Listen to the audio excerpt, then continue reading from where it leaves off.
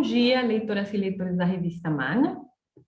Hoje estamos aqui com Bernardo Borges Buarque de Holanda. Ele é doutor em História Social da Cultura pela Pontifícia Universidade Católica do Rio de Janeiro. Recentemente fez pesquisa de pós-doutorado no Centro Internacional de Estudos do Esporte, em Neuchâtel, e ele é professor pesquisador da Escola de Ciências Sociais da Fundação Getúlio Vargas, no Rio de Janeiro. Ele é também pesquisador no CNPq. Ele é autor do artigo, que é também uma homenagem, Retrato da Antropóloga Quando Jovem, Simone Guedes, dos anos da formação a Subúrbio Celeiro de Craques, que foi publicado recentemente pela revista Mana. Bem-vindo, Bernardo.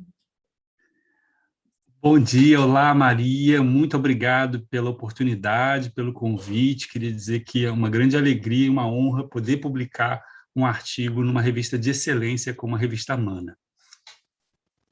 Obrigada, e obrigada por aceitar o convite para a entrevista. Eu queria começar perguntando quem foi Simone Guedes e o que motivou você a escrever este artigo.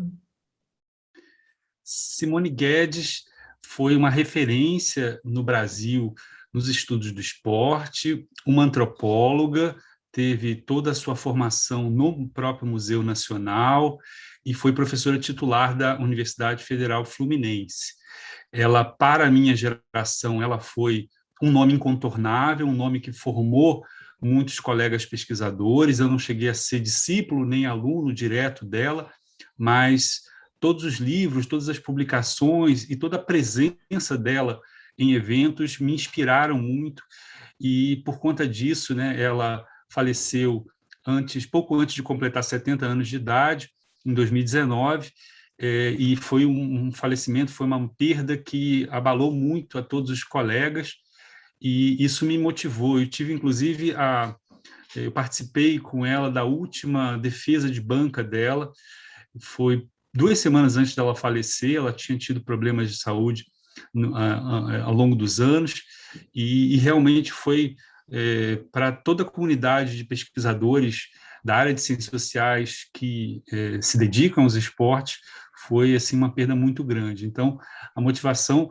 foi, primeiro, apresentar para as novas gerações que não a conheceram um pouco do legado dela, enfim, aspectos da reflexão teórica e da reflexão que ela desenvolveu no campo da antropologia, mas também eu percebia que muitos dos pesquisadores não tinham essa ideia do percurso intelectual, e talvez a minha própria curiosidade por conhecer mais Simone me fez, utilizando esse mote, esse gancho da antropóloga quando jovem, fazer uma homenagem sob a forma de um artigo, recuperando essas informações biográficas, que estavam um pouco, vamos dizer assim, diluídas no memorial de titularidade dela, em que ela própria fez essa reconstituição, mas eu procurei um pouco mais a fundo, entrevistando familiares, colegas, alunos de graduação dela na UF, alunos, discípulos, enfim, procurando ter mais elementos para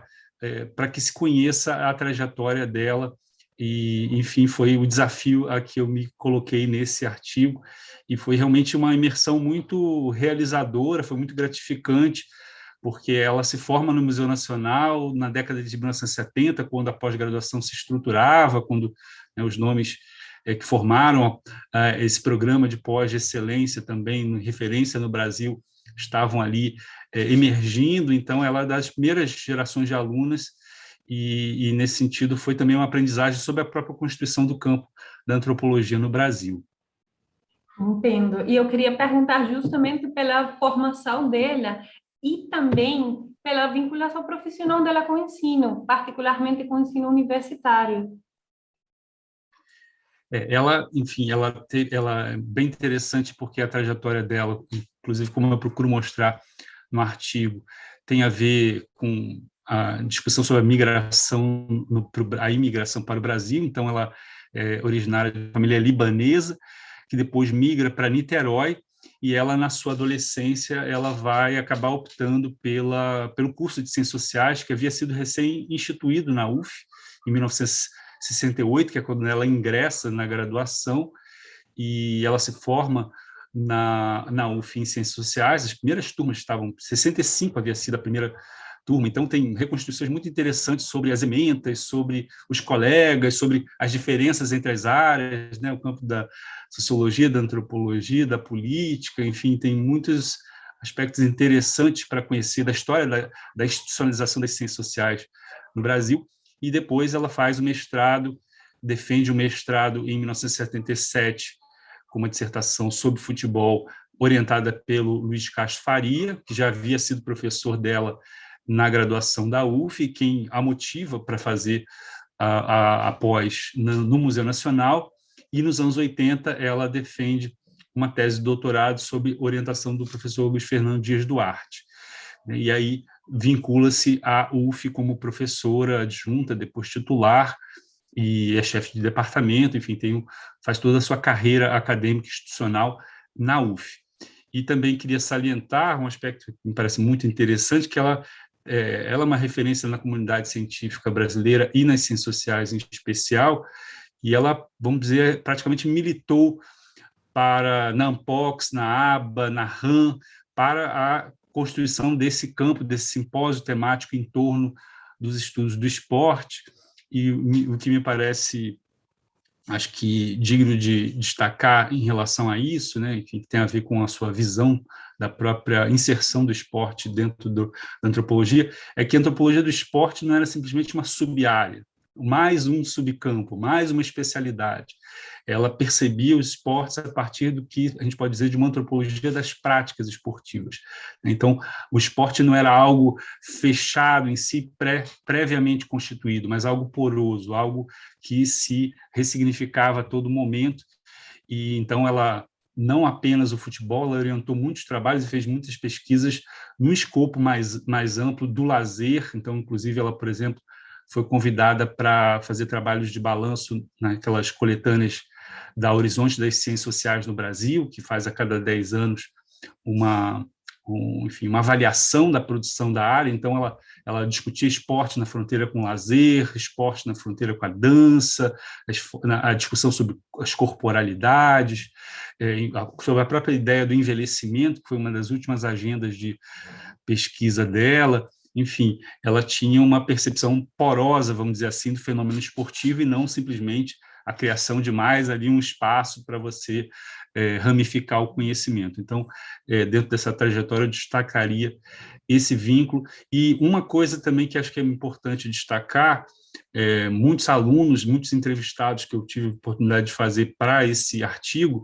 destacavam a excelência da condição dela como docente, como professora. Foi realmente uma professora que instigava muitos alunos, e ela tinha tido uma experiência de ensino médio, que na época se chamava ginásio, então ela tinha muita facilidade de se comunicar, de interagir com o público jovem, com o público adolescente. Então, isso repercutiu muito também na graduação e na pós-graduação. Então, a memória em torno dela evoca muito essa dimensão de uma professora assim, de mão cheia, que encantava, fazia os olhos dos alunos brilharem. Então, isso também fez com que ela fosse mais admirada ainda entre todos que a conheceram. Eu queria perguntar agora, no artigo, especialmente destacando um dos trabalhos dela, que é o capítulo titulado Subúrbio Celeiro de Craques, que foi publicado em 1982, na coletânea Universo do Futebol. Por que você escolheu esse artigo em particular, esse capítulo? Ao eleger como mote a ideia da antropóloga quando jovem, me pareceu que esse era o momento, vamos dizer, que a gente fechava a baliza, que a gente terminava e concluía o argumento do artigo. Então, ela tinha, então, 33 anos, é a segunda publicação da Simone, ela defende a dissertação de mestrado em 77, mas já ela tinha como publicação anterior um capítulo para o livro do Gilberto Velho, que tinha sido um capítulo escrito a partir de um trabalho de final de curso, intitulado Umbanda e Loucura, mas me pareceu que esse artigo, O Subúrbio Celeiro de Craques, ele cristalizava esse período, essa trajetória, e seria, vamos dizer, um ápice dessa formação dela. Primeiro porque é um livro acadêmico, mas escrito para um público mais amplo. Ele é publicado por uma editora do ramo de artes, né? Então, é um livro de capa dura que o Roberto da Mata, enfim, que já estava com uma projeção de intelectual público naquele momento, depois da publicação do Carnaval Malandros e Heróis, em 79. Então, em 82, que é o ano da Copa da Espanha, ele organiza, junto com ex-alunos, esse livro.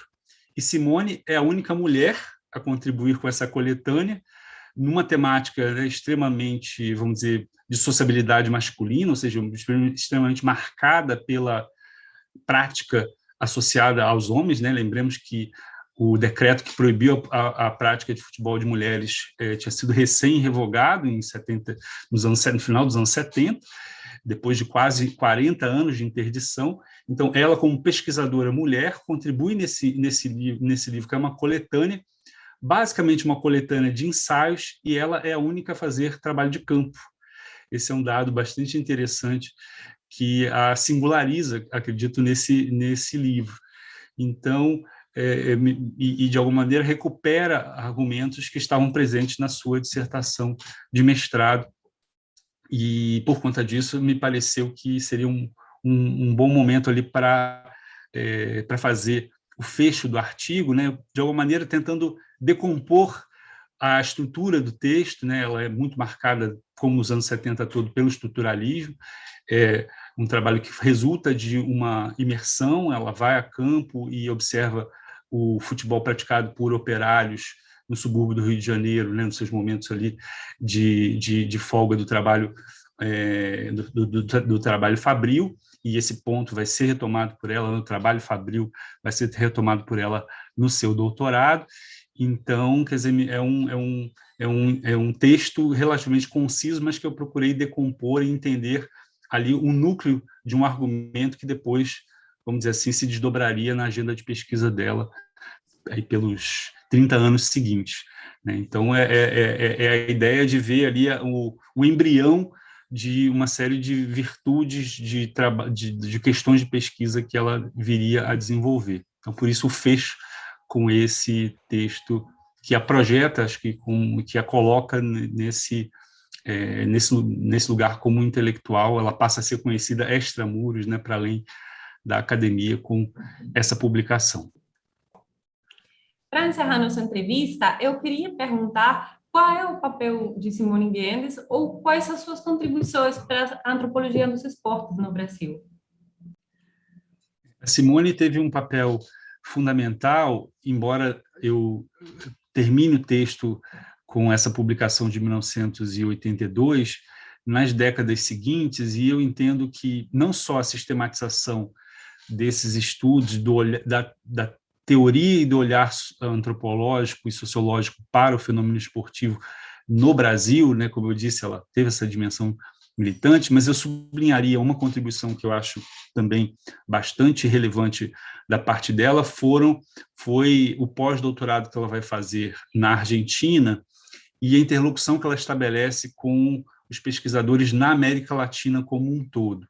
Então, ela cria essa rede com Pablo Alabarces, que, por sua vez, é discípulo de Eduardo Archetti, que era um antropólogo argentino, que depois vai ter um período de exílio, vai se radicar na França e acaba sendo professor em Oslo, na Noruega, que tem um livro de 2002 chamado Masculinidades, Futebol, Polo e Tango na Argentina.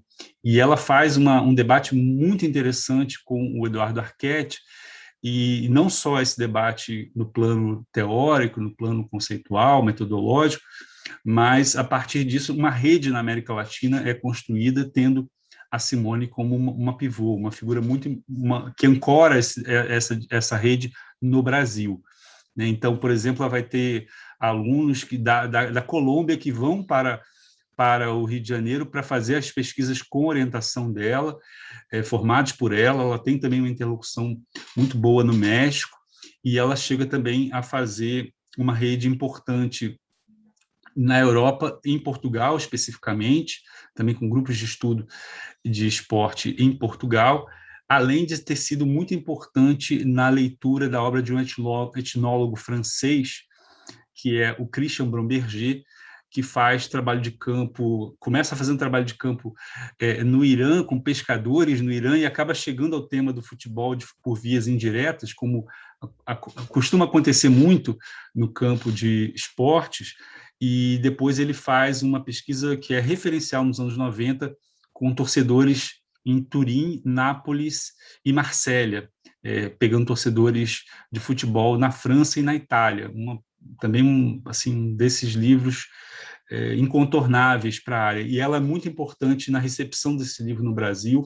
Então, eu queria destacar a contribuição dela na constituição dessas redes que projetam o campo não apenas, né, de uma forma insular no Brasil, mas com uma visão mais ampla, com inclusive também balanços da produção bibliográfica na América Latina, além da interlocução particular com uma rede de pesquisadores em Portugal. Então, eu adicionaria também esse aspecto como um aspecto importante, né? Como disse, né, ela tem uma formação clássica muito sólida da Escola Sociológica Francesa, da Antropologia Social Britânica, e ela transmite esse rigor para as pesquisas de campo. Ela foi muito importante para formar pesquisadores, inclusive para tentar superar uma série de preconceitos que havia sobre o estudo do futebol como um tema de menor importância, como um tema que suscitava as paixões, então, por isso, muito marcado também por enfim, vieses e preconceitos enfim, subjetividade. Então, ela fazia muito esforço nos seus alunos de distanciamento, de olhar crítico. Então, ela tinha alguns critérios, por exemplo, se alguém, né, que se propunha a fazer uma pesquisa, se dizia, né, eu sou torcedor do Flamengo, então você vai ter que estudar o seu rival, você vai ter que estudar o Vasco, você vai ter que estudar o Fluminense. Ela procurava, de fato, assim, sabendo do perigo das paixões, vamos dizer assim, né, como as pessoas também eram levadas ao tema muito pela fascinação com o objeto, ela tinha toda a cautela metodológica. Então, quer dizer, ela foi muito importante para dar, vamos dizer, uma legitimidade, o caráter de seriedade que muitas pessoas não associavam ao tema. Entendi, muito interessante. Muito, muito obrigada pela disponibilidade, pela participação na entrevista, e recomendo a todos os nossos leitores e leitoras que leiam este artigo homenagem, que realmente é muito, muito belo de ler. Muito obrigada, Bernardo. Muito obrigado, Maria. Fiquei muito feliz. Como disse, né, foi uma honra poder publicar na revista Mana, que eu admiro e acompanho muito. E te agradeço pela qualidade das perguntas e por essa conversa que a gente pôde ter, estendendo isso aos leitores e aos que estão nos assistindo. Muito obrigado.